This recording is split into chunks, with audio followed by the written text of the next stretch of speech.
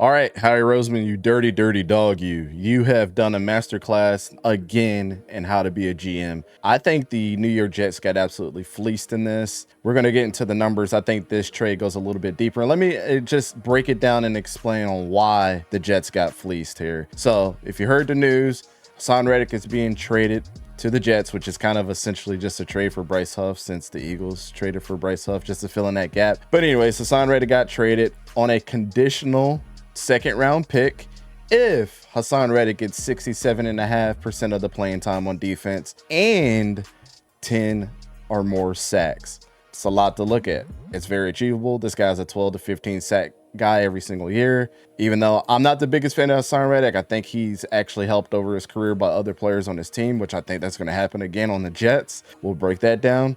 This is very achievable from Haason Reddick, and we'll get into the numbers why. If he doesn't meet that, then it turns into a 2026 third-round pick. Either way it goes, I think the Eagles have won. They got rid of somebody that pretty much wanted to lead the team and got what they wanted essentially at the end of the day, because I believe this is going to be true unless the Jets just do something real weird and screw Haason Reddick in playing time, which I think he absolutely has deserved. Now, what I did is I wanted to see what Haason Reddick's actual snaps are every single year. Shout out to PFF for giving me those numbers. But I looked at the league average of offensive snaps that would happen for 2023 and match that up with how many plays that a player would need to achieve to get what Haason Reddick has to get. Haason Reddick last year in 2023, he played about 50.6 snaps on defense, right? So when we look at the league average overall, the average of the averages, it was about 63.2 snaps on offense.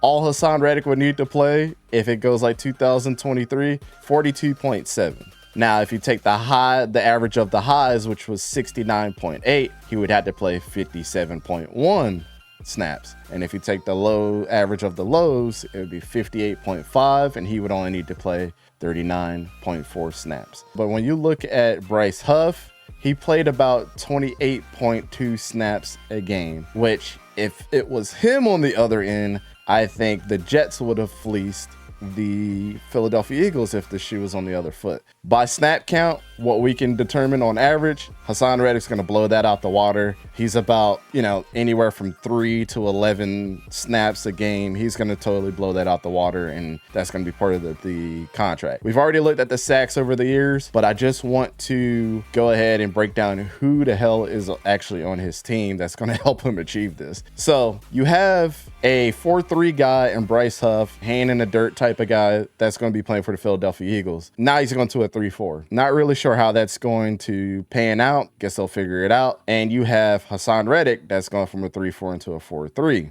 The only problem is with this whole thing is Haason Reddick now has CJ Mosley, who can rush the quarterback, Jermaine Johnson, who had a very high pass rush grade last year, and Quinnen Williams, who can get to the quarterback. Plus, they drafted a rookie last year who got some snaps that's going to be able to step in as well, and his name is Will McDonald, who I thought was going to be one of the best edge rushers last year. With all of that being said, with all the cast of help that he's going to get, somebody's going to have to get to the quarterback, and he's fast and he's aggressive on the edge, and I think he's going to be able to achieve another season of 10 plus sacks. This does not bode well for the Jets. At least it's a two-way kind of condition there, but I just wanted to break it down by the numbers and just see how much the Jets got fleeced. Let me know in the comments down below what you guys think. Hopefully you guys understood this. I'll put some numbers up on the screen and post so you guys can see it, but I think the Jets absolutely got fleeced on this, and Howie Roseman has come out as the king of all GMs. Hate to say it, but I'm not an Eagles fan, just wearing a Jalen Hurts jersey because I'm a Jalen Hurts fan. But again, let me know what you guys think down in the comments below. This has been Dante. Appreciate you guys, and we'll talk to you later.